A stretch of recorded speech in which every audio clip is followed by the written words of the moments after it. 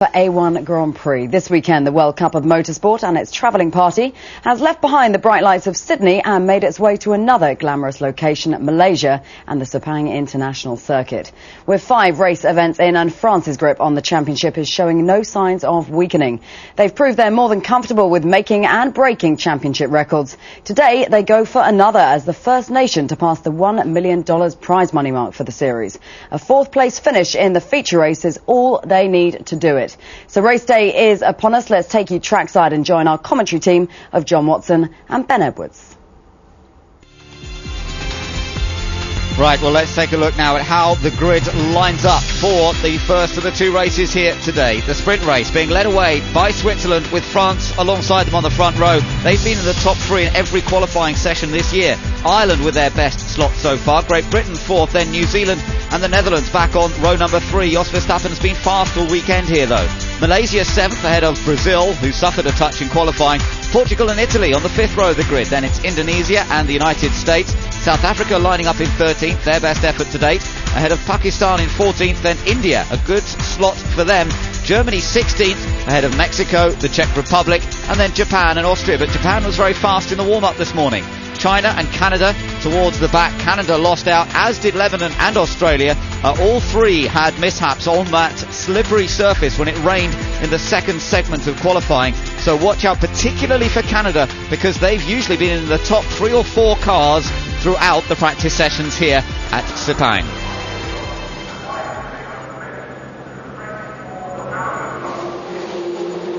It's great to see that there is tremendous support here today as we get ready for the formation lap. Engines are being fired up and Neil Yarney will, for the first time in his A1 Grand Prix career, lead the field away. He is a race winner at high-level motorsport in the past. He was the winner at both Budapest and Monza earlier this year in GP2, so he knows how to lead a race, but he's got to get a clean rolling start. Remember, they'll head off behind the pace car here, and at the end of this lap the pace car will peel into the pits and it will be a rolling start to get them underway for this one. So they all file off the grid, and of course those at the back, and that is Australia and Lebanon, having to wait a few more seconds just to get their car rolling, and now the field makes its way down behind the Z4 BMW pace car into that turn 1. This is a corner that offers up on the opening lap. Now that is that's what do you call it, cold ice. It's dry ice that we saw under braking coming out from the air intakes of Team Ireland's car. That is done to keep the radiators at as low a temperature as possible when the car is sitting in the grid. It's to help avoid heat soak, and it's something that other Formula are more familiar with. Interesting that Team Ireland, made up of many engineers from the Jordan Grand Prix team, applying that kind of sort of psychology really more than anything else to Team Ireland. We're just looking through the points quickly, confirming France are well ahead of Brazil, Switzerland, New Zealand with only a 2-point gap over Great Britain. Further down, Australia and the Netherlands tied on 26 points, and of course with Australia starting at the back and the Netherlands starting in 6th place. Good opportunity for the Netherlands to jump ahead of Australia. All these little rivalries that are going on. Pakistan on 4 points towards the back, but India yet to score, and yet they've qualified virtually together, India and Pakistan. Pakistan 14th, India 15th, and if Arman Ibrahim, the youngster for the Indian team, drives a sensible sprint race, he could be on the verges of the top 10, maybe in this race, but certainly for the feature race, and that might give India their opportunity to score points for the first time this season. But Brazil is the one there that's really got some work to do. Yes, well, all the focus will probably be in the first 2 rows. As the cars go up into turn 1 the first time, it'll really be on the 4th row. And Nelson Piquet Jr., he needs to be careful not to overrun going into turn 1, because having started principally the first 2 rows in all the previous rounds, now 2 rows further back on the 4th row, there are cars behind him who will also try to slip up either on the outside or on the inside. He's got to keep an eye on mirrors looking back as well as just looking forward at what's happening to those 7 cars ahead of him. Yeah, Piquet Jr. has had a bit of experience of overtaking in recent races thanks to slow pit stops or penalties, or stalling the engine indeed, as he did at Estoril. So he knows what he's got to do. Now there's Max Velti, boss of the Swiss team, a very experienced motorsport man, John. Yes, all sorts, sports cars, single-seaters, in fact even based out in Malaysia for some years in his earlier career. And Team Switzerland started slightly more slowly than some of the other teams did at Brands Hatch back in the end of September, but gradually Neil Yanni and Team Switzerland have come forward. They've made their way up through the grid, now on pole position, and every good chance of consolidating that pole position. This is the rolling start. The safety car will peel off coming into turn 15, and then the race is in the control of Neil Yanni, waiting for the lights to go out. So Simon Hill and Steve Benbow in the pace car, just leading them round towards turn 15, the final corner. And then, as you say, they'll be peeling out of the way, and it'll be up to Neil Yanni to determine the pace as they come up towards the start line. Nice and steady, everybody getting into position here. Good long straight leading into the hairpin, gives them time to settle. Interestingly, Switzerland in pole position is going around the slightly more dirty line of turn 15. France is gaining a marginal advantage and is going to try and keep, well, now Switzerland back onto the line, France is onto the slightly dirtier bit, but basically it very closely matched.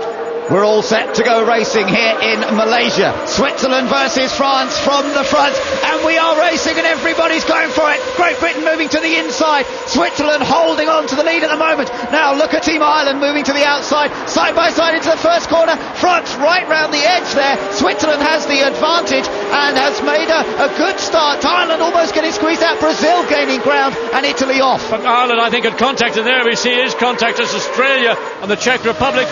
More bodywork flying up cars. There's that nose of somebody, we couldn't quite see who it was, but initially there was contact with Ireland and the back of France. Look at Brazil. Piquet has gained a lot of places here. He's got down the inside of Ralph Furman. Jos Verstappen's in there as well. Matt Halliday in the black car for Team New Zealand, but leading it Switzerland, and there France under pressure as they came through turn 5, and Alexander Premat's got his hands full. Great Britain second at the moment. Great Britain second, France third. And look at New Zealand. Nelson Piquet Jr. for Brazil also getting position. Ireland really the big loser into turn 1 and through 2. So it is Switzerland that has the advantage. Great Britain running in second, France in third, then it's New Zealand under pressure from Brazil, and we're riding on board Brazil's car now. Nelson Piquet Jr. Look at Verstappen trying to make a move on Ralph Furman. Turn 9 is one of those corners you can get past, but in the opening lap with the proximity of cars around you, you've got to be careful. The worst contact coming out of 2, we haven't yet had a chance to see which of those cars are involved, but the racing here in the top 10 is absolutely, you couldn't get closer. Verstappen is ahead of Ralph Furman there. They're being chased by Faraz Fauzi as well of Malaysia, so he's right in the battle as Verstappen locks a wheel under braking. And he goes very wide, he goes too wide, he'll be under pressure now. Nelson Piquet Jr. for Brazil, trying to close up on the Black Beauty of New Zealand. Matt Halliday glances in his mirrors. Which way is he going to go? Watch for the power boost being used down the inside there as well, as Piquet tries to go around the outside at turn 15. He better be careful because Verstappen will take advantage. Oh, almost touching wheels on it to the corner, and the places stay the same. It's Switzerland, Great Britain, France, and then this battle going on for fourth between Brazil and New Zealand. And Faraz Fauzi did get ahead of Team Ireland into turn 15. And Brazil's done it. Brazil's made the move on New Zealand. New Zealand now under attack from 3 other cars. That's the Netherlands. Look at Furman's gone back round the outside there. Ralph Furman retakes the place from Faraz Fauzi. When he saw there was a line of cars queuing up on the inside, Fauzi got wrong-footed, had to lift off the throttle. That gave Ireland the advantage. Now Ireland once again behind the Netherlands, trying to make up. Well, he's lost 5 places basically in the start of that. Look at Portugal down the inside of Malaysia. Yeah, he took advantage, but Malaysia cuts back on the exit of the corner. The USA's gaining ground as well. USA running in 11th. India's in 10th at the moment. So, but I think USA just nipped past round the outside, yes. So India has gone down to 11th. USA's into the points. Germany now the one on the attack of India. Well, Germany started 12th. It is still in 12th place. The gap between these cars, you couldn't get it. Well, it's so close. There's virtually no opportunity to pass unless the car ahead of you makes a mistake. You're not going to really get a run. You need to drop back a little bit. Let's look again. That took place at the start. Well, this was the start, and it all got pretty exciting. Switzerland led away. France were right with them, and Robbie Kerr was looking for a space on the inside. And Robbie Kerr took his heart in his mouth, dived over from left to right. He got position. He got squeezed coming into the corner, but it was Ireland somehow or other, the bump in the back of Team France, that caused them to get further out to the left of the track. Here again, you see the traffic. It's just unbelievable. Yeah, and they were Italy was the victim in the end. They went spinning to the inside, Switzerland leading, but look at the battle for second beginning to hot up, France catching Great Britain. And it was Indonesia that did tag Team Italy.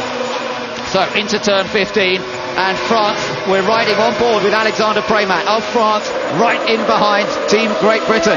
And Robbie Kerr is in second position. He's not going to give that up, especially against the man that's leading this series, or the team that's leading this series rather, and that is France. Behind them, well, look at this little move. No, not quite close enough, although Kerr goes in a bit wide. My goodness, they almost touched. Well, I don't know whether they did touch or not. It was certainly, you couldn't have got any closer without touching. That's the penalty of overrunning into turn one. And again, the same thing can happen in two. Now the field begins to stretch out. Team GBR on the throttle fractionally sooner as we look into the Team France. So they're working on their little calculator, saying how much time are we going to lose sitting behind Team GBR. I suspect France is capable of running fractionally quicker than Team GBR, but if you can't get position, that's the trouble. Netherlands have managed to get past New Zealand now, so Jos Verstappen has gained a position, but it's Robbie Kerr who's under the greatest pressure here. That French car's looking strong once again, but he's got to find a space, and Kerr is not going to let that happen too easily. Brazil is up into fourth. Remember, Brazil started eighth, so they've worked it well in the early laps, but right over the curb goes Alex Premat. Yeah, he ran over the curb. You can hear the bottom of the car rattling over those serrated curbings as he goes into turn 9. And once again, pressure on Team GBR from France. Robbie Kerr, his car, his mirrors are full of Team France.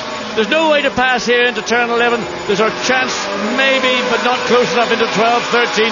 You're going to have to wait, position yourself. When you come out of the next three corners, that will be turn 14. And then try and get a run down the back straight, the parallel straight, the start-finish line. Here we go then, into turn 14. Look for the good exit here. France really trying to get on the throttle early. You're looking at the telemetry on the right, the speed in kilometres per hour, the revs building up to over 9,000, and the not using the power boost at the moment. It's red at the moment, and he moves to the outside looking for a little opportunity. Now the switchback. Out of turn 15 they come in. Robbie Kerr looking in his mirrors to see where the French car's going to go on the attack. Up towards turn 1. He's not quite close enough surely here, and Kerr should be able to take the advantage. He's going for the lunge down the inside. France goes for it, but he runs wide. He runs wide. That's the inevitability of taking that lunge, but he's alongside. There is almost contact. I think there may have been very fractional contact, very right front left here we can't see, but it's still Team GBR in second, France in third. A real battle. What a great fight. It's a dogfight between Great Britain and France at the moment, and I'm surprised the front wing's still on that car, and he's down the inside again. Can Kerr cut back at him on the exit here? But France now has the inside. No, he can't quite do it. Kerr still has the advantage into turn 5. Well, this is a real motor race. This is what we hope to see here in Malaysia. The track is through, it's wide. It gives the drivers chance to use bits of track where normally on other circuits we haven't seen that level of commitment. Look at Brazil catching the two of them as well. So this could become a three-way race for second position. I told you Kerr would give up on second place easily, and he's fighting his way back here. France have used all of their power boost now. Look, they're on zero. Little lock up from Team GBR. That's pressure now. France is not in a position to get round the outside, but may try down the inside. Yes! Oh, he's taken advantage of that tiny little error from Great Britain, and now can Robbie Kerr come back at him? He's not in a good position. He's going to dive down the inside. You can't do it into 12. There's no way. It's too fast. Then the switch back for 13, and that place is taken in a real good, honest fight. But pressure now from GBR will come from Team Brazil. Yeah, Brazil's getting closer and closer, and Robbie Kerr, there is Team GBR on the pit wall watching to see what's happening. He fought it as hard as he could, but in the end, just that little error under braking into the hairpin gave the opportunity to Alexander Premat at the next corner. Now it's Nelson Piquet's turn to go on the attack, and as he comes into 15, the final corner, he'll try and gain the momentum, build the acceleration out of the corner.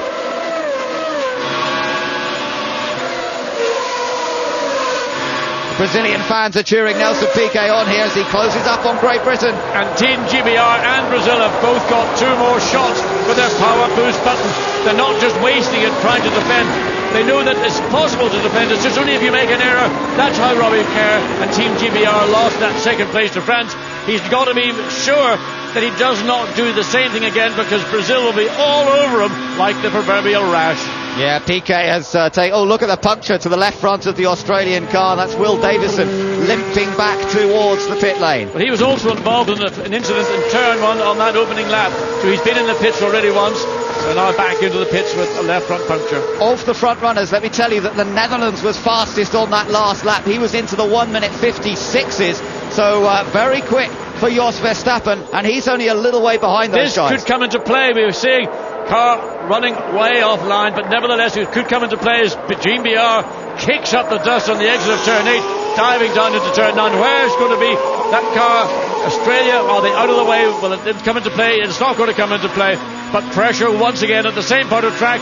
1 lap ago GBR lost their second place. Now Brazil giving them the same heat. Yeah, Brazil very, very close behind the British car, and look at the orange car closing up on both of them. The Netherlands, Jos Verstappen, who loves this place. He's raced here in the past in Formula 1 and he enjoys the challenges of the track, and he's got the experience too. Now he's beginning to close on these two. Kerr has managed to fend off Piquet pretty well on the second part of that lap. He's opened the gap up a little bit. In fact, it's Switzerland that leads, France in second place, Great Britain running third, Brazil in fourth, the Netherlands in fifth, in sixth New Zealand, Ireland in seventh, Malaysia eighth, Portugal ninth, and then the USA in 10th place. Then it's India, Germany, Pakistan, Japan, followed by Canada, South Africa, then the Czech Republic, Italy still there, Mexico, Austria in their own dice, and then China.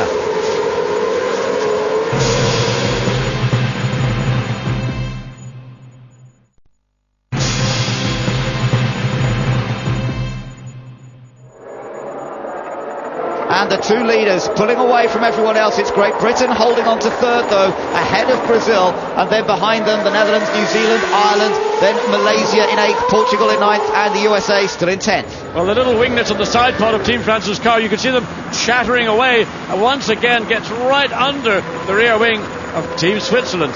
Yeah, that was close once more, but not close enough to put the attack again. He's quick through there, through the chicane, and now up towards turn 14. This is leading on to one of the long straights. Again, Switzerland cannot get their car in. There's a problem for Neil Yanni. He can't get the front of the car to bite enough to make the apex he wants. That's giving Team France the chance. Once again, Switzerland's using its boost button to defend. Yeah, he had to use the power boost there, he knew. And here's a chance for Pramac for France. Oh, he nearly went for it, but he wasn't quite there. Well, that was sustained pressure down that straight.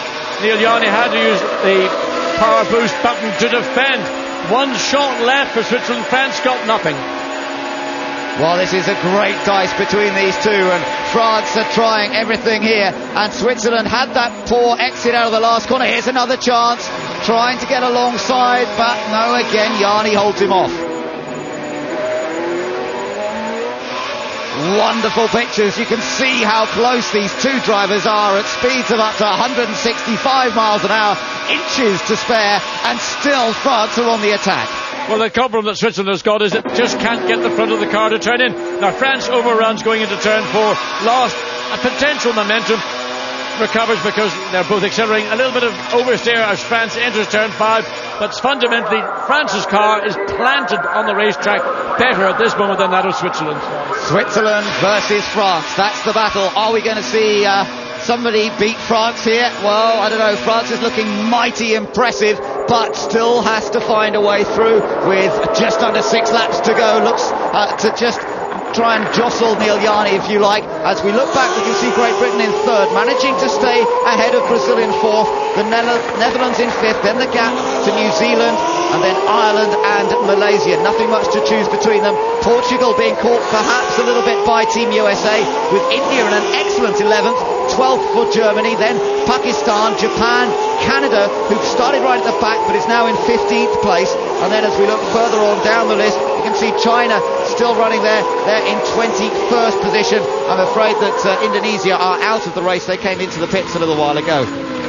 So the battle at the lead, well, we're still assuming that it is Switzerland leading as they come through this very quick switch back from turn 12 into turn 13. This is the exit, looking towards the exit of turn 14. Ireland have dropped back. South Africa has stopped. It is beached, and that's probably the result of a spin somewhere. We're not sure. We can't. Could be on the exit of 5 into turn 6. So South Africa's car beached, and I wonder if that's going to cause problems. Oh, a bit of oversteer turning in. Yanni. Smoke off Yanni's tyre and under braking. Yeah, both of them struggling now for grip with 5 laps to go and having to assess the grip level, and particularly into that tight turn 1. It's a tricky task. Malaysia getting closer to Ireland again. This is the race for 7th. Ireland has dropped back. They were within half a second of Team New Zealand. They've now dropped back to 1.5 seconds. That's allowed them to get into the clutches of Malaysia, putting pressure on Ireland for that 7th position. It's definitely slippery down there. There was another little lock-up, and Austria also had a big wiggle going into turn 1. So I don't know whether anyone's dropped fluids or what, but there's a little bit of slippery surface up there into turn 1. All of the leaders have made it through safely. Brazil there running in 4th position.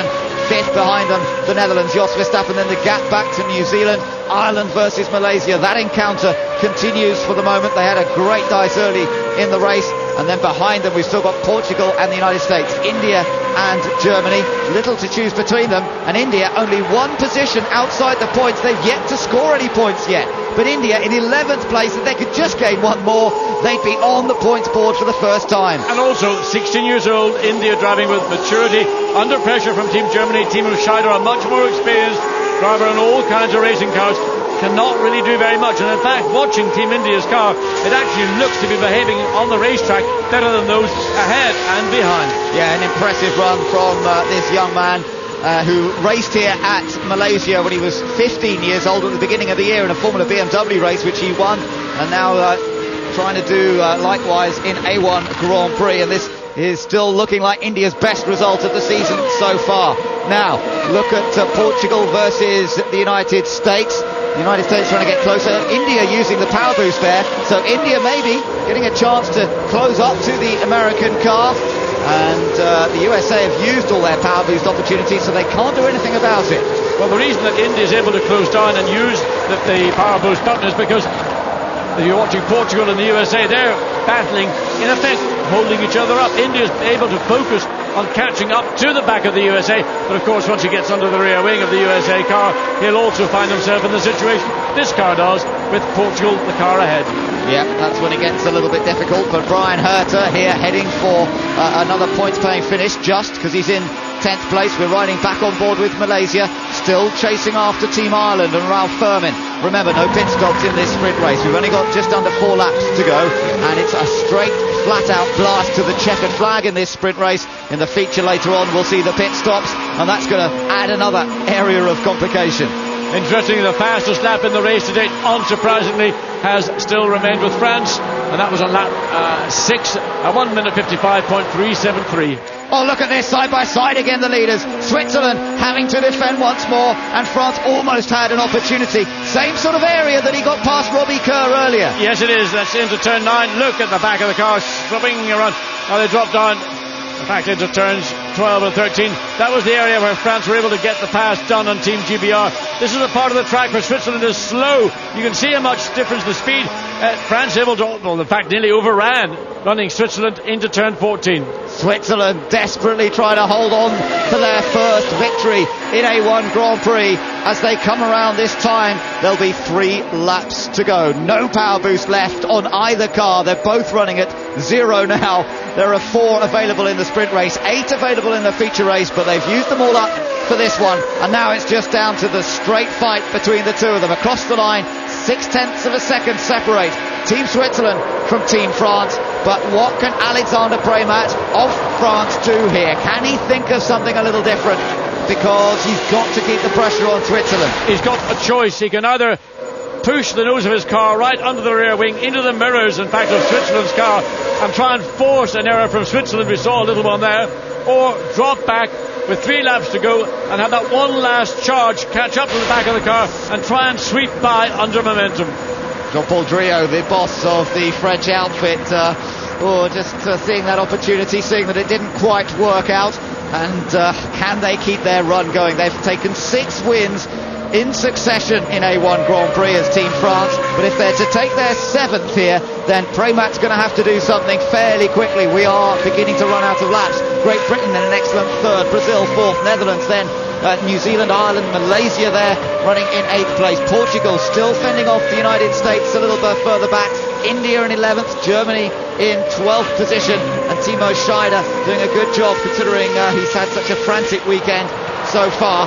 And behind them we've got Pakistan 13th, Japan, Hayanari Shimoda, remember the man who had that big accident in Australia, running cleanly, smoothly in 14th, Canada 15th, and then the rest, Czech Republic, Italy, Austria, Mexico, and there we are with China in 20th place. Of course, Italy, the car we saw, the blue car. Look at this. This is, again, out of turn 14. the very unusual line that we see Team Switzerland take through turn 14. It actually causes, I think, Team France to have to back out of it. Now that, I think, might be a bit of clever driving in the part of Switzerland, but basically I think he hasn't got that much grip. Here's a chance for France as they come out of turn 15. He's got to get himself into position under acceleration. He should accelerate that little bit quicker than Switzerland's able to do, but the gap once again opens up fractionally. Oh, there are only 2 laps to go, and look how close the French car is. Yanni holds it tight to the inside. France is going to have to try and go around the outside. Can he do it? Right round the outside into turn 1. There's not much grip up there, and Yanni played that cleverly, held the inside line, said you can try the outside if you want to, and Premack tried it, but he found no grip. And that's good driving under extreme pressure from Neil Yanni. He knew that he was under pressure. He knew that he could be potentially overtaken in turn 1. So he pulled, he made that one permitted move. He pulled to the right hand side of the track. It gave him position entering turn 1, and it therefore kept the control of the lead in the hands of Team Switzerland.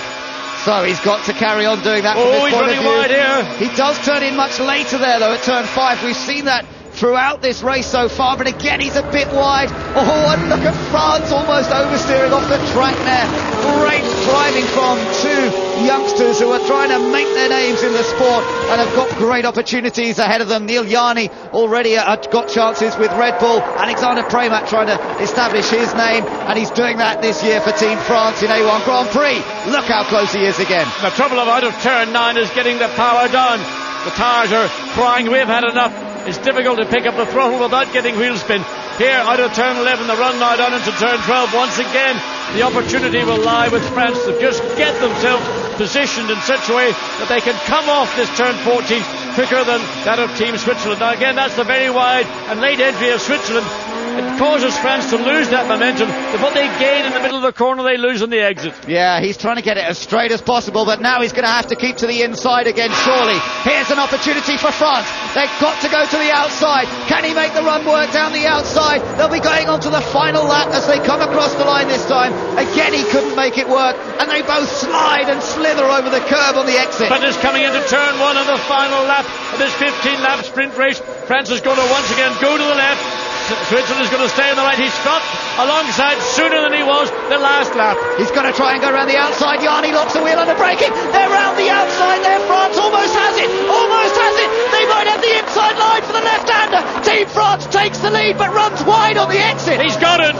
He's got the lead after fighting and defending the 2 drivers. It is now a change of position. But between Switzerland and Yanni, he's looking to come up the inside into turn 4. Oh, look at that's this illegal. movement. That is a double move. That is illegal. He's down the inside. They're side by side again through turn number 4. But now France has the inside line for the next left-hander. I think that France could be penalised. They made a double move, an aggressive double move. They moved first to the right to defend it, very aggressively back to the left. Race director Tim Schenken, I hope you're watching the screen.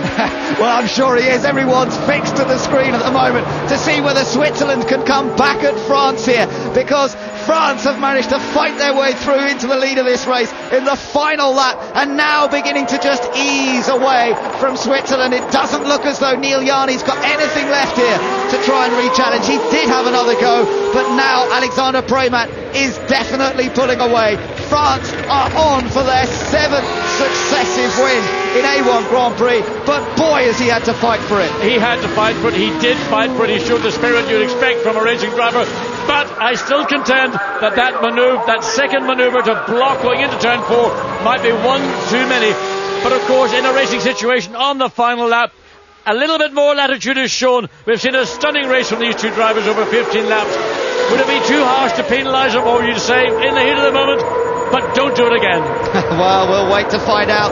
But France have grabbed the victory on the closing lap here, and as they come out of the final corner, it's victory number 7 for France. Second place goes to Switzerland, who led for so long, only to lose out at the last minute. Great Britain takes an excellent 3rd place, Brazil 4th, Netherlands 5th. Then New Zealand coming home here in 6th, but chased hard by Ireland. 7th place for Ireland, 8th for Malaysia, and then Portugal in 9th position, just fending off the United States across the line, and then India getting an 11th place finish. So a good result that for India, not quite in the points, but it's their best finish of the season so far. Germany 12th, Pakistan, Japan, Canada, Czech Republic coming through, Italy, Austria, Mexico and China. But the French team, well, they can't quite believe it. The sense of relief down there, the smiles on the faces. Nicolas Lapierre there looks delighted with the headphones on. Alexander Premack fought his way. He didn't get a particularly good start, a good first lap, but he fought his way past Great Britain and finally found a way past Switzerland on that last lap. Well, Switzerland for the last 5 laps had really been struggling.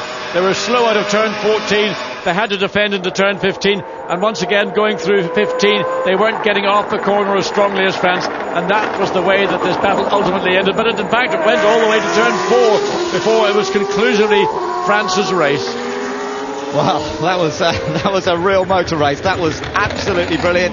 Exactly what we were hoping to see here in Malaysia, and the boys delivered. Team France working their way to the front. Great Britain also drove superbly. Couldn't quite keep France behind at the end, but he certainly made him work for it. And Great Britain have taken a third place finish there, and by finishing several places ahead of New Zealand, it means that Great Britain will now be 4th in the series. So good effort from Robbie Kerr. Wonderful, wonderful racing, and France emerge ahead again from Switzerland and Great Britain. So those are the 3 drivers that we'll be seeing on the podium in a few moments. But Brazil did well to recover from 8th on the grid to finish 4th. The Netherlands 5th. New Zealand, one of their best results, certainly recently, in 6th place. Ireland in 7th. Malaysia in 8th. Portugal in 9th. And the USA in the points with Brian Herter. Then India, their best ever result. They're in 11th. 12th Germany. 13th for Pakistan. And 14th place for Japan. Canada, who had to start at the back, well, they've made some progress, and that's really what they needed to do. They're further up on the grid for the feature race, and that's what they'll be working on now. Czech Republic didn't really move up much from their qualifying position. Italy suffered at the first corner, then we saw Austria, Mexico, China, and then the non-finishers, South Africa, Lebanon, Indonesia and Australia. Here we are all ready for the drivers to come onto the podium. It's Robbie Kerr finishing in 3rd place for Great Britain, finishing in 2nd place after leading every lap but the one that counts, the last lap, Neil Yarni, and the winner once again, Alexander Premack. That's his own personal 3rd win of the season. Let's hear from who finished 1, 2 and 3. They've been speaking to... Congratulations Team France and Alex Premack, your 7th successive victory. This time you really had to battle for it though. Yeah, well, it was a race really exciting because I started second and was third after the first lap because we touched a bit in the corner 2 with Gianni, so it was alright the car. And after I was behind Robbie Kerr, and so I used the push to pass 2 times, and so I can't to overtake him because it was really hard in the straight line to overtake. And so after he did a mistake in the corner 9, and so I crossed him in the corner 10 and 11. So it was really fantastic fight. And after I did the fastest lap when I come back on Gianni. And after it was really fighting with Gianni because it was for the victory, and the last lap was extraordinary because we did maybe 2 or 3 corners near really close and close us, and so it was a fantastic race. It was fantastic to watch. Did you expect to get past sooner? By the time you'd got into that last lap, did you really think there was a chance you could get past? Yeah, because for sure I use the 4 push to pass. So I said I push really hard because maybe in the last lap, maybe Gianni he can do, every driver can do a mistake in the last lap if the driver just behind of him he's really close, and so I brake late in outside of the track, and so we did 3 or 2 corner really close, so it was really hot, but it was okay. It was really alright. Now, Yanni, Team Switzerland, did you think you had it won in that last lap? No, not really, because I saw when I was in the lead, okay, Robbie and Alex were fighting, but I already felt quite an oversteer in my car and was fighting myself already. And I knew once Alex gets past Robbie, then it will be difficult for me because he will catch up for sure. And so he did, and I just hoped to get it over, but unfortunately last lap I couldn't hold him anymore because I just had I just couldn't go quick enough through the corners, and so in the end I had to let him pass. There's not long between the two races. Is this a problem that you can change the setup in your car for the next race? Well, I hope so. Otherwise you're in trouble. But I had some talks to my engineer already, and we'll have it just afterwards and just try to get the car better for sure. Yeah, thank you very much. Robbie Kerr and Team Great Britain. Tell us about what happened at the start. You managed to capitalise and move up a few places. Yeah, at the start we got a good start, and I decided to go to the inside.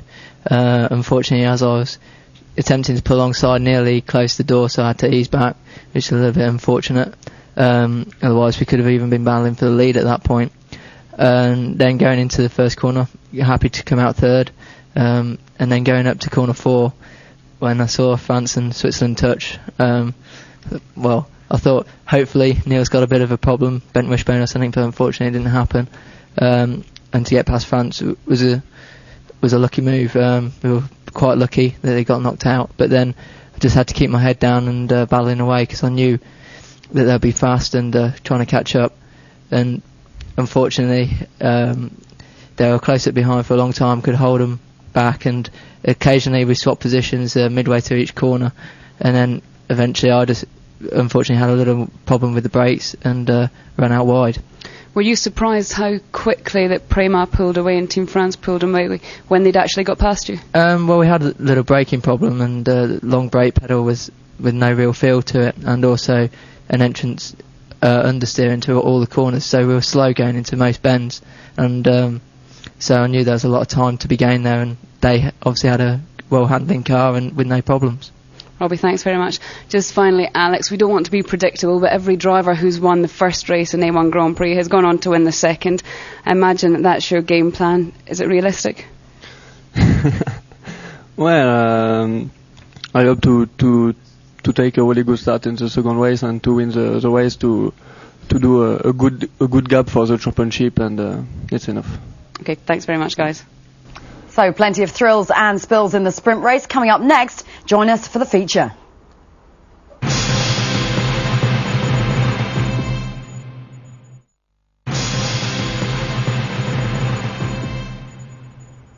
Welcome back. The feature race now just moments away. Let's rejoin our commentators.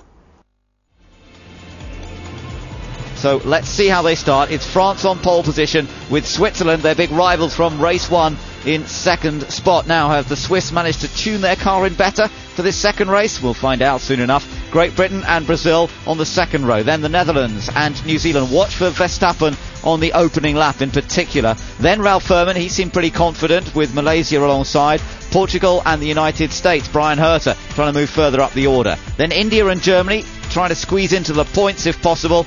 Behind them we've got Pakistan and Japan, then Canada, who's been very fast all weekend, the Czech Republic, who's been struggling a touch, Italy and Austria, Mexico and China. South Africa should be there in 21st, but of course we know they're starting from pit lane, so that means that Indonesia will at least have a little space in front of them to try and make up for the disappointment of retiring from the sprint race relatively early with a damaged front wing. That's how they line up then.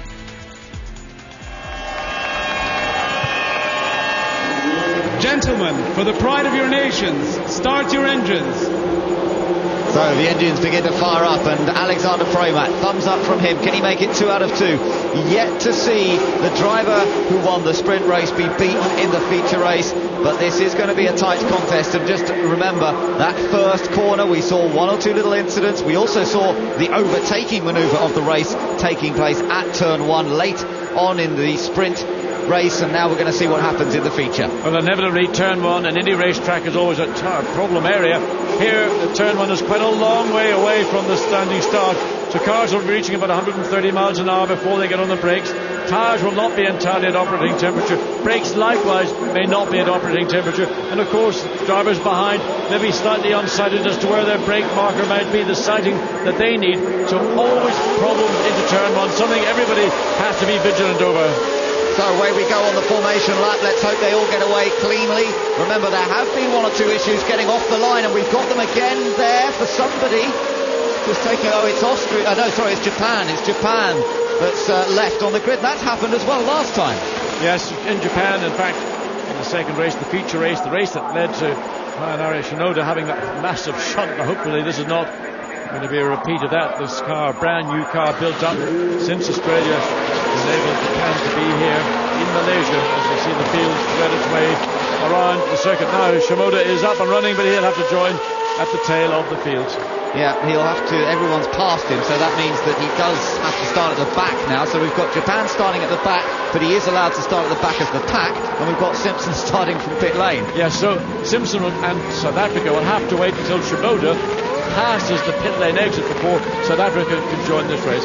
What will be key, I think, in this race is when teams choose to make that mandatory pit stop. It seems too often in the past where there's been a safety car incident, everybody diving in. So far we have not seen anything anywhere approaching a safety car incident.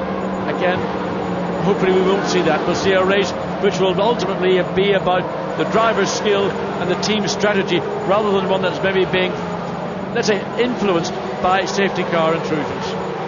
The final runners heading around on this warm-up lap, this formation lap. You can see Austria there in the background, Mexico as well. Luis Diaz, the 27-year-old who's taken over the driving duties from Salvador Duran, who raced for Mexico last time out in Australia. And Luis Diaz just loving the opportunity to get behind the wheel of a powerful single-seater again, although it's been a few years for him. He raced in Indy Lights and in the Atlantic Championship in the United States, but he's been racing sports cars more recently, or the Grand Am Series, and was runner-up in that. So we've got drivers coming from all different disciplines. We had a quick glimpse there once again at our poleman Alexander Premat, and look at New Zealand getting up to some tyre temperature. It was interesting with Premat. He was driving around with the visor, the bottom of the visor slightly open, maximising the amount of so-called fresh air, warm, preheated air, but trying just to get as much into the cockpit but into the helmet as possible. That will then be snapped down as he comes onto the grid itself. He will not be racing with it as open as we saw there in that brief shot. Team Ireland there in the green car, the yellow helmet, the distinctive yellow helmet of Ralph Furman. Malaysia, Portugal, the United States, all of these drivers that made it into the top 10 in the first race, hoping to do likewise. But when will they make their pit stops? That'll be a crucial factor, and I don't think anyone will try and prejudge when to make a pit stop. It'll all depend on how the opening laps go and see what amount of traffic they're in, and then try and judge the right moment. You just look at the cars, how much they're moving around. That's to try and get heat into the tyre, not just simply the surface of the tyre, but into the actual carcass of the tyre. Now contrast that to Stephen Simpson and Team South Africa sitting in the pit lane. He's not had the benefit of doing that, so when he does go on track on his first flying lap of this 30-lap race, he's got to be a little bit more prudent than those 23 other cars who will have just taken the start.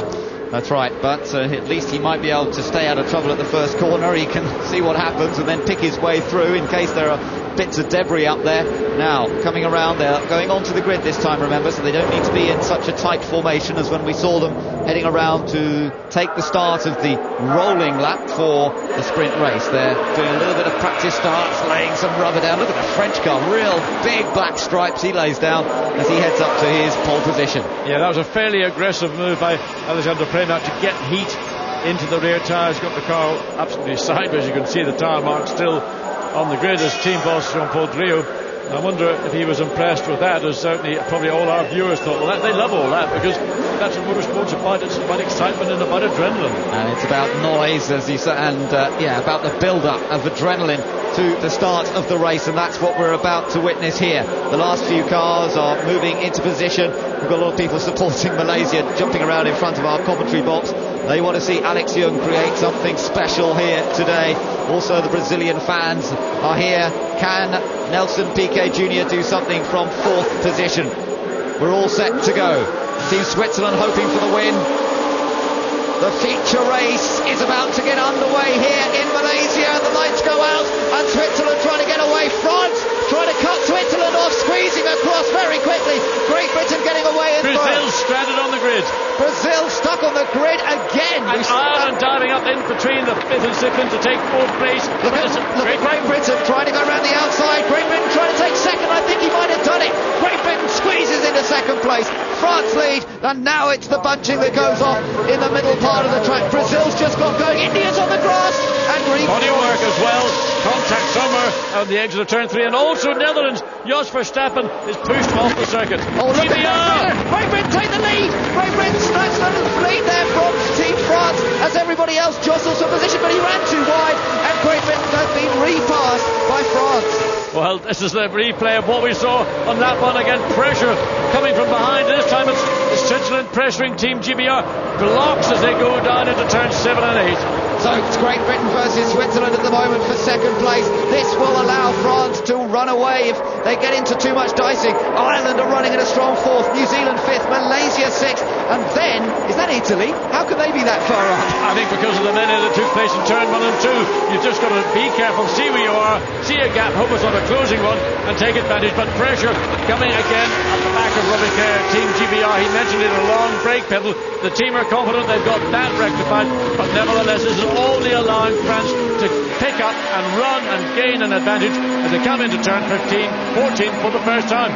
Remember, they've got power boosts to use as well. They start the feature race with 8 applications of the power boost available. Great Britain's already used 1, so has Team Ireland, but Switzerland and France are yet to use their power boost buttons. Down towards turn 15 for the first time. Look at the little dice that's going on in the background. Team USA trying to make a move there, couldn't quite do it. And that was Adam Khan who's trying to get past Team Pakistan.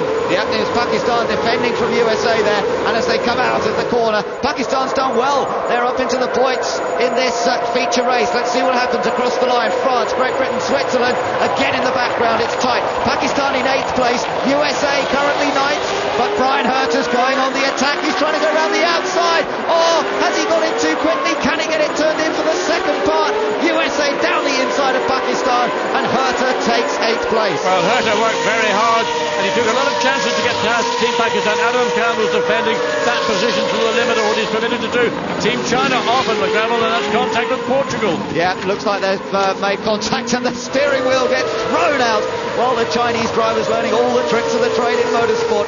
He looks very frustrated. Team France leads from Great Britain and Switzerland by just over half a second, but he's not getting away from Team GBR. Now, whether that's just a policy, he doesn't have to romp away. There's no need to do that. He just has to have control, because he knows that Team GBR is watching their mirrors more than they're looking ahead. Canada's up to 10th place. Canada's had a great start. They were 15th on the grid, but they're up to 10th. There's Australia. They've also made some good ground. 16th place for Australia, and they were right at the very back. Now, Pakistan is coming under attack here from Canada. That's the next one that the Canadian car's trying to pass. But watch Adam Khan. He takes some unusual lines into corners. He tries to get the car as straight as possible so as he can maximise the grip and the bite coming off the corner. He doesn't want to have the rear tyres sliding around. He wants a clean exit. Now we're on board the Mexican car. Luis Diaz tucked in behind the Australian car, and it's tight as they come through the chicane, but I don't think he's close enough to... he takes a different line out wide there. Behind is Indonesia, also trying to get involved in this one. Indonesia actually lost out a bit on that last lap. They were ahead of these two cars, and now Indonesia dropping another place to Austria. Well, maybe there's a problem with that car. Maybe there was contact. We did see bits of bodywork on the opening lap on the exit of turn 2. Maybe that was once again Indonesia. They were involved in an incident there at the start of the sprint race. Maybe they were also involved in the start of the feature. So it's action everywhere we look. Team India have lost out a bit on this opening couple of laps. They're running down in 14th position. They started 11th, remember, so they'll be disappointed about that. Will Davison for Australia in the bright yellow car doing his best to fend off at the moment Team Mexico. Let's look at the start again. So look on the left, a great start from Switzerland and from France, but look how much France pushes Switzerland across. That is again a very aggressive move from Alexander Freynad. We saw wave flags. There is Brazil and the Netherlands almost side by side. How all those cars behind, and there was virtually nothing. There was almost contact with the Team Netherlands car from one of the back markers. Yeah, and Great Britain then went round the outside at turn 1, dived down the inside and got that position. This is Piquet. Stalls. He had the engine running. He stalled as he dropped the clutch. Then he sits there just hoping, above hope that no. And look at that. China went over, 2.5, 3 times. Goodness me, that was a big accident, wasn't it? We hadn't realised the car had gone over. It looked like it hit somebody or something. but that's the car he had the contact with. It's Portugal, and that's limping in. Yeah, right rear is not there. The tyre has totally disappeared. Bodywork damage. You can see the nose. There's the car. Well, this is coming back. This is a replay of what happened. The right rear flat and the car virtually undrivable. Yeah, disaster there, really. Yes, Perrin just brings the car back as best he can. The tyre eventually is going to depart from the rim. There it goes. The carcass of the tyre runs on into the gravel trap in turn 15. Amazing start, because both Verstappen and Piquet both stalled at the beginning of the Portuguese race when they were up near the front, and they've done exactly the same thing again here. I don't quite understand why they've made that mistake once more, but some of the more experienced drivers still finding these cars hard to get off the line. Now look, France is not running away with this race at the moment. Great Britain is keeping right in touch, as is Switzerland. But I think this is maybe the influence of Jean-Paul Driot in the French team. He's saying that just control the pace. You're in the lead. You're not under threat from GBR, and Switzerland's they're in a battle for second place. So just drive cautiously. Don't put any adverse loads or effort into the car. Yeah, well, certainly Alexander Premat's not running away with this one. Great Britain running second, Switzerland third, Ireland in fourth place, a bit wide there from Switzerland. Then behind Ireland is New Zealand, currently running in fifth. Then they're followed by Malaysia, Italy, the USA, Canada, and the Czech Republic. The Czech Republic's up to 10th place, and they were way, way down. They started on the grid in 16th position. So another good effort that from the experienced driver Thomas Enger. And you can see them running through here. You can see Canada in the background there. Then it's the Czech Republic, the multicoloured car. And behind them, Germany, then Pakistan, who's lost a few places in recent laps. Japan chasing them. In 13th, then India, and then this other group going on, Australia, Austria and Mexico. Remember, Japan had to start at the back of the grid, having not been able to take the position on the grid, as Piquet and Team Brazil also down, trying just to consolidate. There's not much more they can do.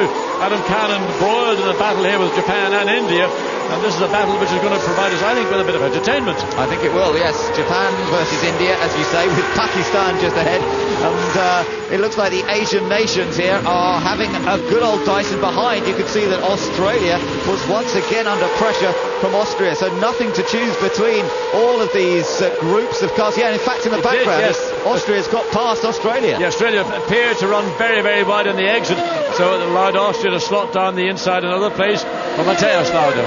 Yeah, now Australia's coming under pressure again from Mexico. Mexico's got the inside line. No, it hasn't. Australia covers it once again. Is Mexico going to go for the lunge? No, he doesn't. Into turn 15. They're still chased by Indonesia and South Africa, who started from the pit lane. So South Africa on terms there. And then in the background, somewhat further back, we've got Lebanon and Brazil. Brazil did get going. They're not a lap down. So if they can try and join up on the back of this queue, particularly if there's a safety car, they still could be in with a shout of scoring some points. 4 laps down, 26 to go. As yet the pit lane has been empty, other than for Portugal, who were forced to come in with the damage to their car. But so far no team has chosen to do what we've seen so often, make that very early pit stop, get the clear track and use your tyres productively. Japan's got past Pakistan. Oh, India's hit Pakistan! India has hit Pakistan. Pakistan is off. Would you believe it? The two great rival nations have collided here on the Malaysian circuit. I think India's still going. Well, it looks like he's not too badly damaged. It may have been just a tap on the back of the car around the area of the gearbox rear wing, but enough to send Team Pakistan spinning into the barrier. Well, there is damage. There was the nose, in fact, as we've said. I thought it was part of that. He ought to be able to continue. That doesn't appear to have done any damage to the aerodynamic parts of the car or to the mechanical parts. But I'm sure it was a big surprise, as it was for Adam Khan, as it was for Ibrahim. No, he's being passed now by everybody. No, he has a problem. His bodywork is, in fact, the nose did get damaged. The left side of the front wing is touching the ground. He'll be in the pits at the end of lap. This will be lap 5. Mexico also sneaked through there as well, so they continue their chase of Australia. We're still just outside the points-paying positions here, but very dramatic moments there as Pakistan trying to make their way back to the pits. Interesting, Adam Khan had used 7 of his power boost button opportunities, either to defend or try to attack, so the cat's rather short. Let's look again, and this is just a simple misjudgment on the part of the young Indian driver. He didn't anticipate the point at which Adam Khan and the Pakistan car were going to get on the brakes. Immaturity, inexperience, all you can do is get better. Yeah, well, Japan had just got ahead of Pakistan. Oh, look at that, you can see the real bubble there from Adam Khan's head. as he got hit from behind, attacked from the rear. Adam Carter's the politest man in the paddock you could ever wish to meet, and I just wonder what he thought when he felt that nudge from behind and then found himself being thrown sideways into the barrier. So Australia versus Mexico, that's still going on now. This has become a race for 14th as a result of the problems between Pakistan and India, and surely he's going to touch the back of the Australian car. He can't get much closer than that, otherwise the front wing of his car will be buried under the gearbox of the Australian India's team. in the pit lane there. We see him now, the team prepared to receive him. There'll be a tyre change, obviously, and there will be a nose and front wing change, obviously, but whether they can do that and get the car jacked up, because the jack actually uses the nose and wing to cause the vehicle to be lifted up. Yep, so that's costing them some time. The pit time, stop time there, counting away in the bottom right-hand corner.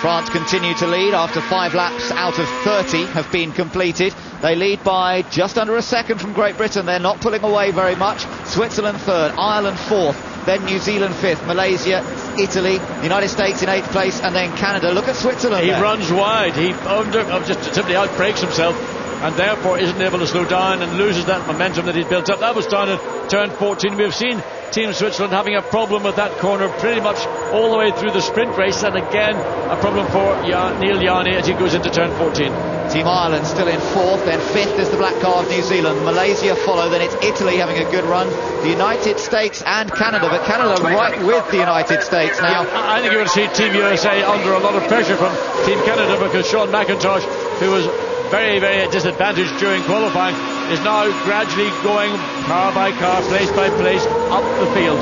There is Luis Diaz driving for Mexico, still running in 15th place, putting the pressure on Will Davison in the Australian car. These guys not in the points yet, but if they get a good pit stop later on, maybe they'll have an opportunity to squeeze up into the top 10. It all depends what happens ahead of them.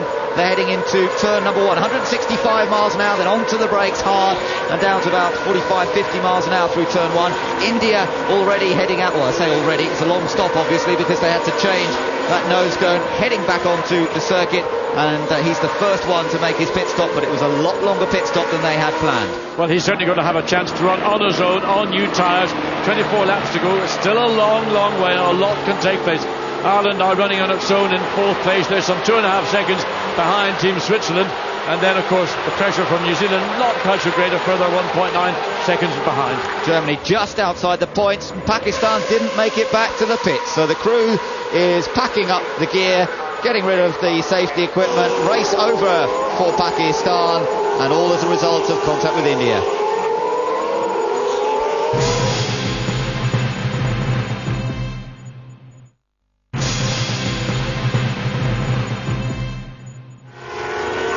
Interesting that we haven't seen pit stops as yet, except for those people that have had problems. Often we've seen pit stops being made very early in the feature race. It's not happening today. I think the reason why is most people in the feature race started with a brand new set of tyres, or certainly a set of tyres that was virtually other than just simply cured. Now there we see some of the tyres that are being prepared for pit. There's Austria, I think. Team USA likewise. Those tyres will have been run. They may have done a simple 1 or 2 lap as India car is being pushed to safety. That's on the, I can't quite see which corner that is. Look at the Netherlands, Jos Verstappen. Now there's been a wave yellow flag there, and Jos Verstappen came round absolutely flat out. That was on the exit of turn 8. Look at Switzerland. They almost got alongside Great Britain there for a moment as we were watching that incident. The marshals going in both directions, and Jos Verstappen not quite sure where to go, but Robbie Kerr just still able to keep Switzerland behind him, but it looked very close again as they went through turns 1 and 2. Into the pits then comes Italy. Now they're one of the front runners. They were running in 7th place, so Italy into the pits. And also we're seeing Indonesia come into the pits as well, so this is a pit stop for a tyre change. So Italy gets it done. The top, the time. Oh, yes, he's running. Good stop. So the time on the screen will be from the point he enters to the point he leaves. So it's a long, long pit lane here. It takes a long time to get to your garage. It takes an even longer time, it seems, to get to the exit. Let's look again at Portugal going way again off track, dirt tracking, throws muck. Now that's going to be a problem for the cars that are following, because the track on the racing line is covered in gravel. Yeah, I wonder if that was the area that India ended up spinning. I'm not quite sure. It was difficult to identify that particular point. Well, the first pit stops being made then, Italy and Indonesia choosing this moment. It'll be very interesting to see how that works for Italy in particular, because they were in this top group, and they're playing their strategy quite carefully here.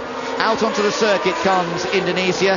20 laps remain in this feature race. It's France in control by 2.3 seconds over this battle. We're on board Switzerland. It's Great Britain immediately ahead. Neil Yanni picks up the slipstream. Team Switzerland trying to get under the rear wing, pull out and pass. He's going to have to go the long way around. Can he get in front? Well, both drivers on the limit, locking up brakes, but Yanni and Switzerland have got a marginal advantage on the exit of the corner. Can he use it? Has he got anything left? Can he get alongside GBR? It's going to be a battle. Watch the car in front. Will it move around to block, or has he got the line that he can hold it? Switzerland pulls out to the left, but he's not far enough, or is he? He is. He's just driven by, but in doing so, he's opened the door again for GBR to come through on the inside. It's side by side into turn 2. Switzerland on the inside. Great Britain trying to go around the outside. It's still side by side through turn 3, and now Great Britain's got the inside line for the next corner, but there's nothing to choose between them. Up the hill into turn number 4. They go down to second gear for this one. Another chance to outbrake. Switzerland still trying to go around the outside. They can't quite do it, and after a third of the lap, Robbie Kurt's held on to second. What a fantastic bit of driving between these two drivers. They've been side by side in turns 1 and 2. They went side by side into turn 4, battling through turns 5. But now the gravel on the track, that's where it was all kicked up. Be very careful, boys, because that could send you shooting off the track. Of course, all this is allowing France to get away a little bit, and it's also maybe allowing Ireland to catch up a touch. So we'll have to watch out for that. Ralph Furman will be watching what's going on ahead of him and thinking, this could be my chance. Now, be careful, Robbie. That's where he locked up earlier in the sprint race and allowed a chink for Alexander. Around the outside, the same as France did, but they're side by side. He's just cut across the nose of Team GBR. He's taken that second place, but GBR is still in the fight. Well, remember, Robbie said he had brake problems in the first race. I wonder if he's got a repeat of the brake problems. It was the same area where he just seemed to outbrake himself, and he's now dropped down to third. Switzerland have moved into second position. Third place, it is now Great Britain. Fourth place for Ireland, and Ireland have definitely closed up a little bit over the last lap. News from the stewards from India have been excluded from the remaining part of this race. 19 laps to go, and that is because it was an avoidable incident. So young Ibrahim, 16 years of age, has been taught a lesson, slapped on the legs, sent to bed without any tea, and no TV in the bedroom either. Well, here we are looking again, John, at this move. There was the slight lock up there, and again, as he turned into the corner, that's really what messed it up for Great Britain, and Switzerland took advantage immediately. Well, the momentum was always with Switzerland. They have the quicker car. We know that Team GBR had a problem with the brakes. I don't think that was necessarily that. I think it was just the consequence of relentless pressure from Neil Yanni. There it is. Well, there's a lock-up. In fact, that could have been a long pedal. The inside wheel locked up, loses momentum off the corner, has to wait to get the car straightened up. Neil Yanni in Switzerland saw that, got on the throttle, went the long way around, still slightly wider than the apex than they needed to be, but in doing so they got the position conclusively now in second place, but some 3.4 seconds behind race leaders Team France.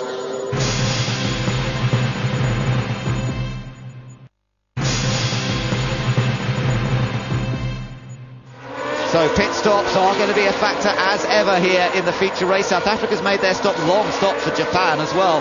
Just waiting there. The clock finally stops on 59 seconds, so they must have had a problem. To all those Irish fans out there, Ralph Fairman came round with 16 laps to go in 18th place.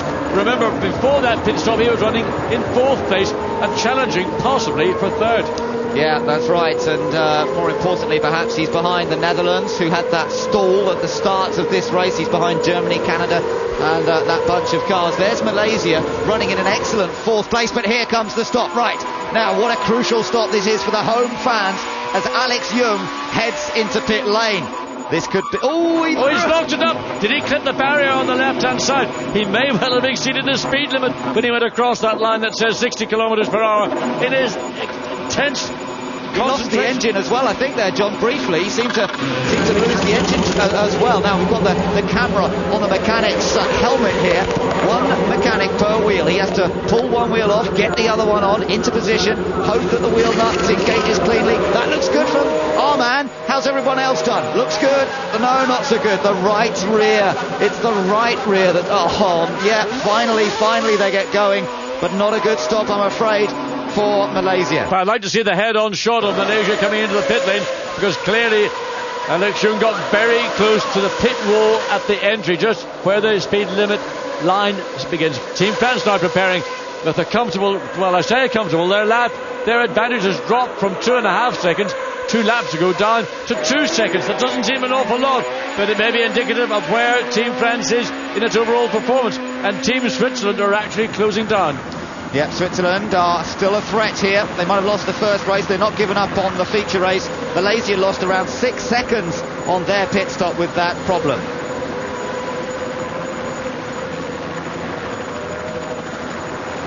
Well, Team France are leading this race, and they've led it from the bounce, going out very comfortably indeed.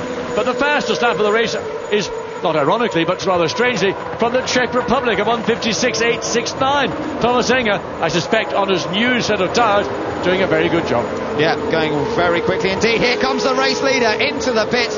This is the test for Team France. Can they get the car of Alexander Premat turned around quickly? It means that Switzerland takes the lead here, with Great Britain moving up into second position, and it's France now who will have to try and get their man out as quickly as possible. They've been excellent in the pits so far in the series, and they're going, remember, for win number 8. And lots of lockups coming into turn 1. First we saw Team Switzerland leading this race, now from Team GBR in second place, locking up as well. Again, going back to the problems that GBR had with the long brake pedal. I wonder, is that something that everybody's having as an effect of, some cases more than others? Let's watch the stop here. It's looking good so far. They've got the four-wheel. Oh, that was a brilliant stop. We'll see what the total time is as he comes down the pit lane. He's still on the speed limiter until he gets to the line, of course. But that was a great stop. Look at this. It's going to be 40.5. Well, we thought the New Zealand stop was quick. That was 46 seconds. That was an outstanding stop from Team France. Well, you win races and lose them in the pit lane as much as you do in the racetrack. And that clearly has got to be the winning pit stop of the afternoon. 40.6 seconds, stunning. But now we have to see whether Switzerland, again, that lock-up on the unloaded front wheel, whether it's the left or the right. Neil Yanni through turn 9, climbing up through 10, and then the cut back to the right through turn 11. Yep, the race leader continuing on his way. They're not ready for a pit stop yet, so they're going to wait a little longer, but it does look like Team GBR is. Yeah, Great Britain are heading into the pits in a moment. I hope they're ready for it. They've got a tough task to beat the time set by Team France there. That was very, very impressive, but we'll wait to see exactly what they do. Now, with people not having stopped, it means that Austria have come up to 5th, Brazil are up to 6th, but remember, they've still got their stops to go. Italy's looking in pretty good shape. They made their stop early on. They're running 7th ahead of the Czech Republic in 8th. Canada ahead of New Zealand after the pit stop, so New Zealand's stop wasn't quite as good as we thought it might have been. They've lost out a few places as a result, and particularly the Czech Republic have gained considerably. What Team Switzerland have got to do is measure it, and GBR comes in and locks it up. Did he get down to 60 kilometres per hour before he went across the line? The radar gun will tell us that if he didn't. I wonder again if the brake problem is afflicting him. Of course, it doesn't matter too much if he has a flat spot on the tyres, because they're going to change that. If he has a brake problem, you ought to be that little bit more careful coming up to that line, knowing that you may well find yourself with a lock brake or a long brake pedal. Right, here we go. They are at work, the boys, and they're being timed by the French team as well. They want to see how quick this stop is going to be. Is it going to put Great Britain in shape? I think the left rear is in trouble. We're on board with France coming up to go past the pit lane exit, and they stay ahead of Great Britain by quite a long way. Great Britain still not moving. Oh, they've got a problem. Of course, you're not allowed any more than the 4 workers. He's got to go and get the parts that are necessary. He can't have somebody hand it to him now. They've brought out another wheel. Whether the problem was with the wheel, with the hub and the wheel itself. So they're having this is one of the issues we saw early in the series. We thought this had been rectified, but clearly here in the heat of Malaysia, it's returned to halt. Teams GBR and Ireland in particular have been the major sufferers. They've been usually the best, one of the best teams as well, Team GBR, and yet this time it's all gone disastrously wrong, and with only one guy allowed to work on it. When there is a problem, it's up to him. He's got to sort it out. No one else can do it. Austria's off. Austria's gone off. Yeah, so I don't know whether that's the result of a spin or whether that's just simply a mechanical issue. It's at a part of a racetrack where it doesn't look like there was any reason to go off. So simply maybe Matthias Lauda and Team Austria have had to pull out, and there's been a traumatic weekend for Austria. They had difficulties on Saturday morning. They didn't get as much running as... He's done it. Yes, they got it done now. But that's, I mean, you're talking about minutes here, not seconds. Look at that. What a total disaster that was. And Robbie Kerr has to go... We're over a minute and a half. Yeah, he has to go back out into the fray. Now into the pits comes Switzerland. So this is the real crucial one. Has he done enough, and can Switzerland get him back out ahead of Team France? I don't think it was so much the crucial, the pit stop itself. When they were running, as we saw Switzerland doing, staying out after France, he was running at about 158, 159. With a new set of tyres on, you can run at 156. If you're really on it, maybe a 155. So it's the time that you're losing by staying out unnecessarily long against, say, France, who are now back in the lead, and they've just put a lap on, or just in effect ahead of Brazil. But Brazil is running in overall position fourth. But they've got a problem here as well, I think. Maybe on that right rear, Switzerland still trying to get it done. It's not too big a problem yet, but France retain the lead. They come back into turn one way ahead of Switzerland, who finally get going. But Brazil and that shot, in fact, while they're running on the road in third place, have yet to make their tyre stop. 50, what's it going to be? 53.1. That's a full 13 seconds, or just under 13 seconds slower than France's pit stop. It's all looking very good for Team France, whether it's on circuit or in the pit lane. The French crew got this thing sorted. But I tell you, second place and onwards is open to anybody. I mean, it could be, look at Ireland. Ireland currently running down to 14th. Who's not to say they couldn't be second? As we go back on board with Team France, Alexander Premat through turn 6, dives down into this double right-hander, down a gear. First part of it, just let the car run out, then pick up your apex to exit cleanly, and then the run down into that very tight second gear, start turn 9.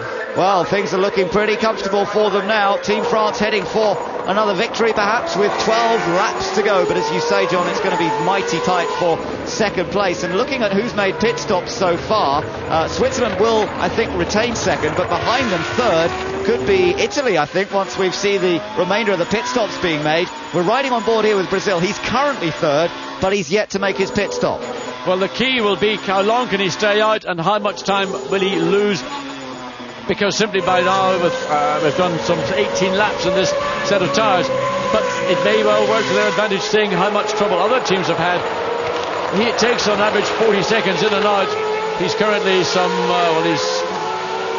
a second behind France. He could come out just about in 11th or possibly 10th place. Battle for 17th here between Indonesia and Japan. Remember, Japan lost a great deal of time in the pits. There's an opportunity for Japan. That's the move made. Same place we've seen a number of moves, particularly between Great Britain, and he was passed by Switzerland. Similar sort of move there from Hayanari Shimoda, who got turn 9 right and was able to drive around the outside of Ananda Mikkola at the next corner. Yes, and I think that's just the confidence of having a set of tyres that are slightly fresher on Team Japan than that on Team Indonesia. The grip, the bite, and look at this. Italy, Czech Republic. This is the battle for third, effectively. It's not at the moment, but when the pit stops are made, it will be. Look at this, Tokacello and Thomas Enger, great stuff. And behind them, Canada also involved in quite a dice there as well, so they've got to watch out. These will be crucial places. They could be for the podium. And it's Switzerland, the fourth car of this chain. Now he's going to try and find a way of pull out. Gets alongside Canada coming into turn 4, trying to regain his. Czech Republic gets past Italy. Yeah, Czech Republic have got the place from Italy, although Italy coming back on the exit of the corner. Switzerland are a lap ahead effectively of these guys. Are they? No, they're not, are they? Because I think that stop from Switzerland was that bad that they've actually, it has put them back out into this group. So this really is for position. So this is the race for second place effectively now with the pit stops, and we'll have to see how it works out. The only two teams that in the top 10 who have yet to make a stop are Brazil running in second, Mexico in third, but now it's the Czech Republic in effect running in second place and Italy in third place, but we have to wait and see how it unfolds. Brazil and Mexico, once they've made their pit stops, I think we're looking at the battle for second, third, fourth and fifth place. That's right, yeah, and Switzerland now closing up to the back of Italy there. You can see the blue car not as quick, and Thomas Enger in the Czech car is pulling away from these two. So Neil Jarni, we're on board with him, and he's got to do something a bit special here to try and get past the Italian up towards an area which might work for him. Well, Tocacello's not been the easiest car to overtake in any of the previous 4 rounds. It's not that he's unfair or does anything that is considered illegal. He's just one of those guys who can make his car fit the entire width of any racetrack, no matter how wide it is. Using power boost, Neil Jarni trying to do it. He's going to go round the outside at turn 15. Can he pull it off, or will he be squeezed out? Oh, that's great pass by Neil Jarni. He just swept around the outside. Tocacello and Team Italy tried to respond by getting on the throttle, but Jarni had the momentum. But he's coming back, but he's not far enough alongside. Jarni's got the inside line, but watch Italy, they're not giving up.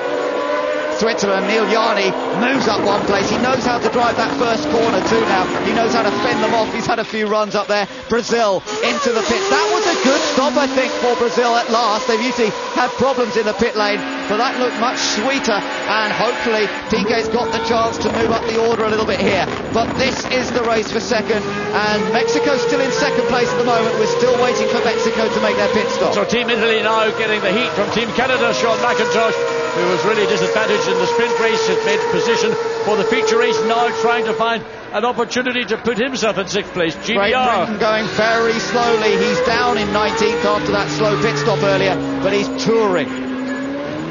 Well, that looks all over, sadly, for Team GBR. Whether that's related to that very difficult pit stop when the engineer could not get the nut to reattach to the hub. But look at this battle, locking up from Italy. Runs, well, he didn't run wide, but he certainly goes as close to running wide. That also caused momentum, and this is a battle also, Ireland and the Netherlands. This is for 12th place. Two of the older drivers, and contact between Ireland and the Netherlands in turn 1. Contact made, and they were still side by side, and they turned into the left-hander that way as well. Verstappen tried to cut back. As you say, two of the older, more experienced drivers getting into a wheel-banging match up at the first couple of corners. Now then, Switzerland is getting closer to the back of the Czech Republic car here. Look, this is going to be, it's the race for 4th, but it will be the race for 2nd. Here comes Switzerland down the inside. Thomas Enger doesn't even battle it. And behind them, look, Canada trying to get past Italy as well. He's trying to copy what Neil Jarni did on the last lap, but he doesn't quite get it done. He just does not have the experience yet of Tocacello. Tocacello knows how to make his car wide. Nose cone, contact to the back of Italy. Sean McIntosh has run into the back of Italy. He literally caught the nose on the rear wheel, and now he's got a puncture. He's going to lock the car up. You see, right front has been punctured. That was his own nose that did that damage. It was just as a consequence of the contact, and he came out trying to swim out from behind Team Italy, and now will make his way back to the pits. And again, a disappointment for Canada after such a great showing in the feature race. What a pity for Sean McIntosh. He'd fought his way up from the back of the grid into a great point scoring position. It's all over. And it's all over for Team Great Britain, as well as Robbie Kerr clambers out of his car. And for the two sister teams, if you like, Great Britain and Canada, who operate together in certain ways, they are both out at the same time. Now just watch what happened. He was just too close to the rear wheel, the left rear wheel of Italy. Now that part of the racetrack, just on the edge of the turn 15, there's carbon fibre shards all over the place. Now this is the penalty you pay when you pull out too late. You clip the nose against the rear wheel. Now I don't know why Tocacello's car hasn't got a puncture on that left rear to match the puncture of Team Canada's right front. Well, that's the end of the Canadian race, and there is Sean McIntosh being pushed away by the ever-eager marshals here at Sepang. And let's just update you with what's happening. France lead this race with Mexico in second, but they've yet to make their pit stop. So Mexico in maybe a full second, if you like, at the moment. Switzerland are the next car. Then it's the Czech Republic, Italy.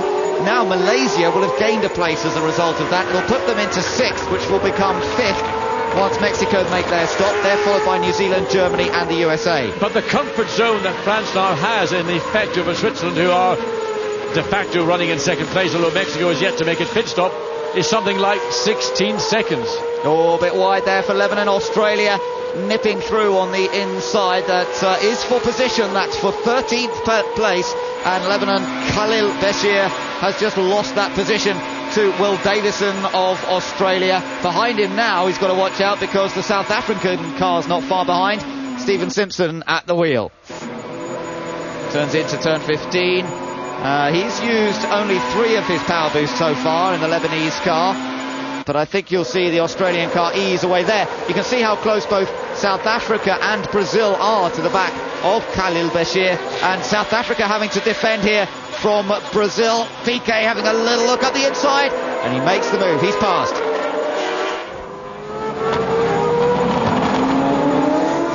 Well, that was almost a telegraph to say that Nelson Piquet and Team Brazil were going to sweep by South Africa, because he had more pace off turn 15, and South Africa, they were going semi-defensive, but they weren't really defending that position. They knew they didn't have the pace, and Piquet Jr. clearly very determined, and disappointed as well to make up for that difficult pit stop. So he gains a position. So Brazil now up to 14th, and still another 4 places to go before he can even get a single point in this feature race. Yeah, that's right. Well, that's what happens. He stalled on the line, and now he's got to try and reclaim that lost ground. The other man who stalled, of course, at the start was Jos Verstappen. He's the one running in 11th. He was the one battling for the final point with Ireland. Ralph Furman's currently in 10th place. Look at this, South Africa now have managed to nip past Lebanon. So Lebanon's lost a few places on that last lap, but Khalil Bashir doing a good job of not getting into too much damage. He's got a big tyre mark on his side pod, as it is from earlier in the race. Well, all Khalil Bashir will want to do is to finish this race virtually unscathed, apart from a bit of a rubber smudge down the side pod. But remember that incident at Brands Hatch when he got into big trouble here. Once again, Team Brazil putting pressure on to the back of Will Davison and Team Australia, and this is going to be almost a pass, almost giving it up, because just the pace that Brazil have got is way beyond where Australia are at this stage with 7 laps remaining. Yeah, well, he hasn't got it done yet. No, not yet, because although Davison ran wide, he still had the power on, so Piquet wasn't quite able. Oh, Piquet nearly messes it up. He had a big slide there into the braking zone, and he only just sorted that one out. But he has gone around the outside. Amazingly, with all that kerfuffle and steering wheel shuffle in the cockpit, he got past. But Australia's coming back. This is a battle for position. Will Davison's come up the inside into turn 1. Piquet could afford to break a little bit later as Davison locks up the race momentarily. Piquet around the outside. He's just about got enough done. He has to take that place and confirm it. But look, Davison's back again. Well, this is good racing. It might be for 12th place, but Davison's not going to give it up without a struggle through Aussie spirit there. But in the Piquet runs wide.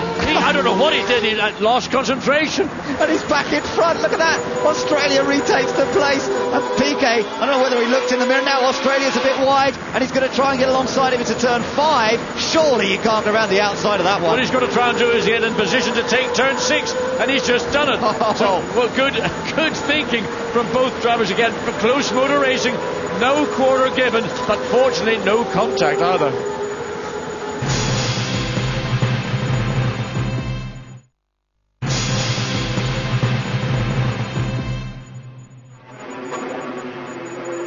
And off.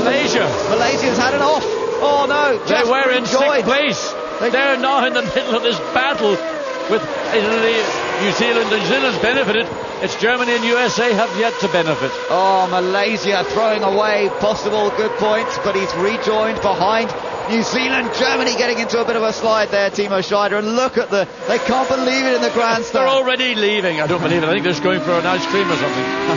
Well, yeah, he hasn't gone off, at least. He's still in the hunt, but he's lost a place as a result of a mistake, but presumably a mistake. We didn't see what happened. We'll hopefully see if we get another chance. And now weaving. Keep an eye on all this. This is not what is permitted. Challenge from Brian Herta, Team USA, on Timo Scheider, Team Germany. This battle is going to get more intense with 4 laps to go. Can he move down the inside? It's a risky move. Scheider gives him room, but there isn't the space or the speed that Herta needs to slip alongside there. But the pace looks to me to be with Team USA, but the defensive driving of Team Germany is preventing him. In the meantime, Ireland behind the USA is closing up the gap, currently 3.8 seconds. A mistake there from Germany, John. A mistake from Germany. And he's through. Yeah, he went very wide. And also Ireland's about to come through, I would suggest, as well, unless that problem has rectified itself. It may have been simply a driving error, or maybe another long break. But rain, that's what the problem is. It's raining out on the back of the racetrack. Well, that's why it's all getting a bit dangerous down there, a bit difficult for Timo Scheider to keep control. And now Ralph Furman's got a chance to close up. Now, that rain is falling around turns 8, 9 and 10. And that's what caught out Timo Scheider. He was probably the first driver to seriously affected by it. Now that the drivers are alerted, they know what to expect. So Alexander Premat will be under strict instructions to take it easy and look after this 12-second lead that he has over Switzerland. Mexico still to make their pit stop. Well, I wonder if they can come in and change onto wets. That might help them. Well, that would not be an irony. It's not going to help them overall.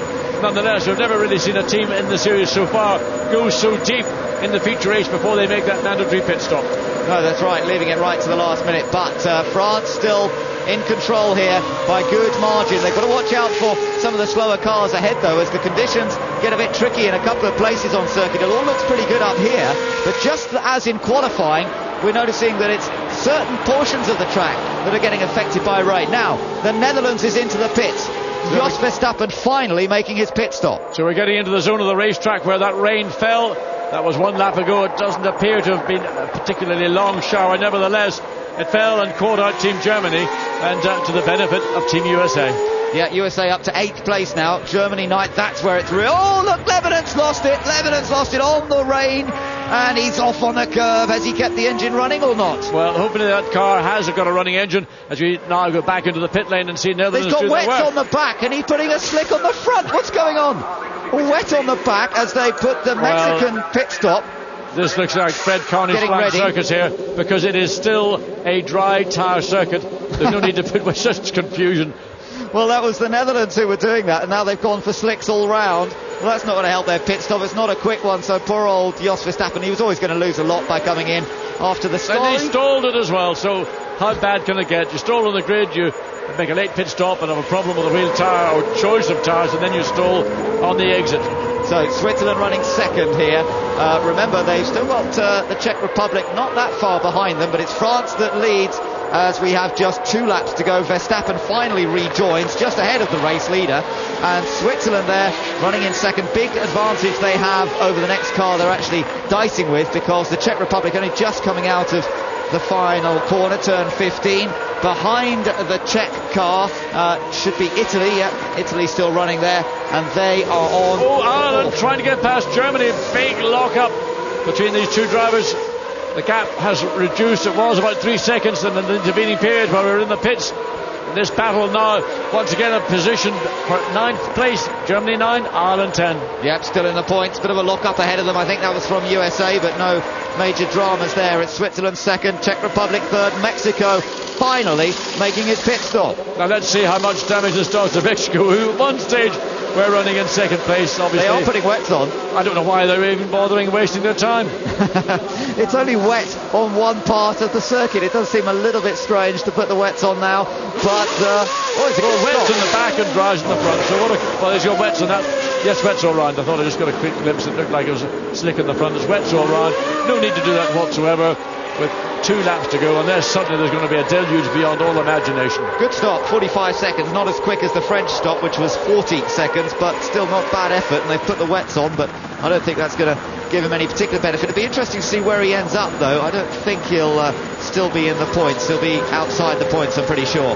Now, France have this race pretty much to themselves now. They've only got 1 corner and 1 lap to go. He'll come out this time of turn number 15 and go on to his final lap, and he has a huge advantage over Switzerland. Yes, there is Neil Yarnier, Team Switzerland, coming down that long back straight, and I think the gap on the last occasion was 10.3 seconds. I suspect it's probably down less than the 10 seconds as we look at Czech Republic, as it comes down into turn 15 as well. Little bits of rubber coming off the tyres in these latter stages of the race, bouncing around into the final corner. Going on to his last lap is Thomas Enger, but the race leader already heading around this 3.4 mile track for the final time, and Alexander Premat is going to keep the record alive. You win the sprint race, you come back out and you win the feature as well. Indeed, but this has been a much more competitive battle all the way through. Really, it was the superb teamwork in the pits on that wheel change that sealed the victory here for France. They got in and out seamlessly.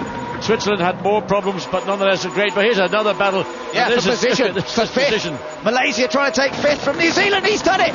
He squeezed past through turn number 2. Look at the fans. They love it. Malaysia's reclaimed the spot that they lost with a mistake at turn 15.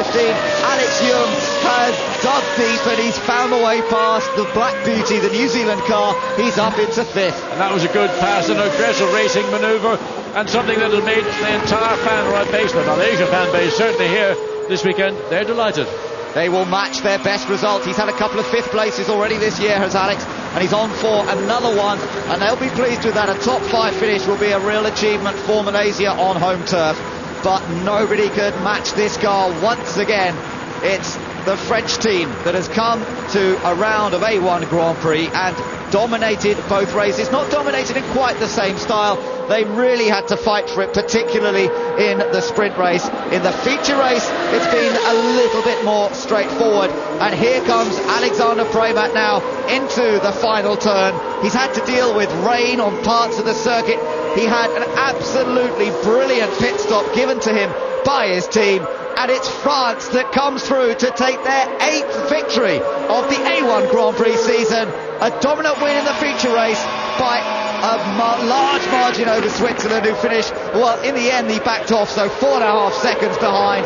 3rd place and the first podium finish in A1 Grand Prix for the Czech Republic. And I think that's a great result for Czech Republic, who at the early stage of this race weren't even in the top 10. Thomas Enger, experienced, fast, has done a brilliant job here this afternoon.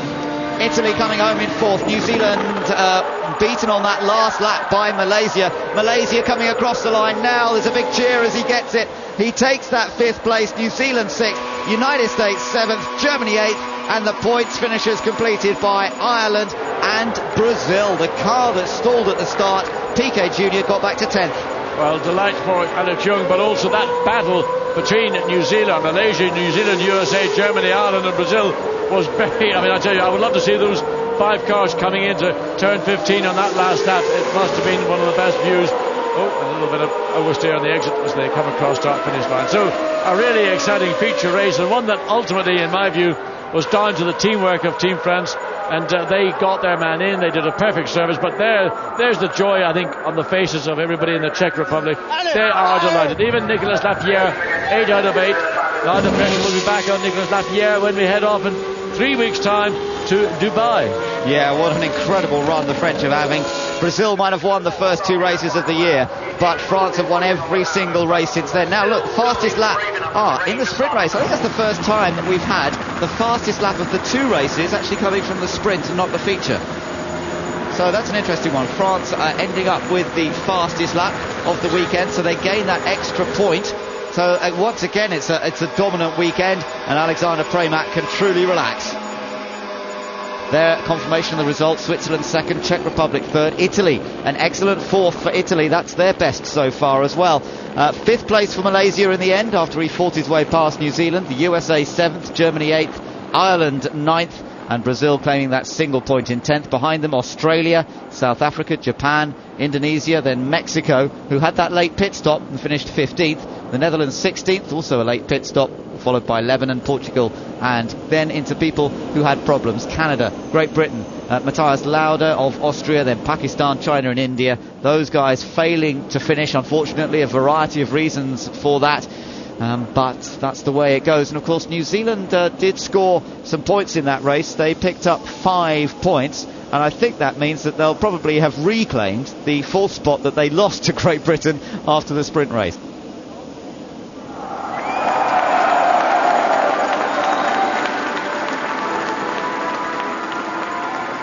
There's Thomas Enger coming up to claim his 3rd position. He's got the big flag with him too. And he wears it throughout the race because his overalls are also in the colours of the Czech Republic. Neil Yarny coming up to get his silver once again. But race winner, double winner here in Malaysia is Alexander Premat. Confirmation of the points then. France lead by an ever-growing margin, but Switzerland have now taken 2nd, Brazil are 3rd, New Zealand have reclaimed 4th spot from Great Britain. They'd lost it after the sprint race, but they're back there again. And then 6th, tied for 6th, Malaysia and the Netherlands. Behind them, Ireland, Portugal and Australia. And Australia were pretty much out of luck here in Malaysia this weekend. Canada in 11th place, but the Czech Republic's popped up to 12th, joint 12th with Mexico as a result of their good finish, and Italy have jumped up to 15th position.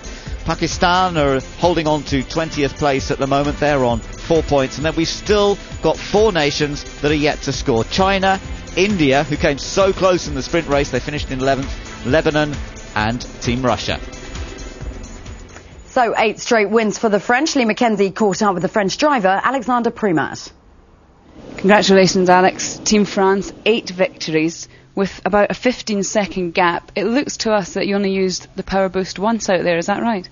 Yeah, it's alright. I was only one push to pass to overtake Nelsino Piquet, only one time, and the race was really quiet because I took a good start, and after I was in front, and I am lucky because Gianni maybe was a little bit faster of me in the long race, and he had a lot of fighting with Robican, so I did a good gap, and after the mechanic and the team did a really good job in the pit stop, and I was 15 seconds in front of Gianni, and so maybe the 10 laps ago I was really cool because I was really care because I come to spin. It was a lonely race for you out there. You must have been happy when you could come in the pits and see some faces, and your team gave you a pretty perfect pit stop. Yeah, for sure. The team did a perfect pit stop because before the pit stop I was really slower than Gianni because the car was really hard to drive, and the car was not really like the sprint race because I had a lot of problem with the car, so I tried to fight a lot with the car, so I am happy. So A1 Grand Prix's next stop is Dubai. You can catch qualifying action from it on Saturday, December the 10th at 10 a.m. on Sky Sports 3. And then you can see uninterrupted live race coverage on Sunday at 9 a.m. over on Sky Sports 2.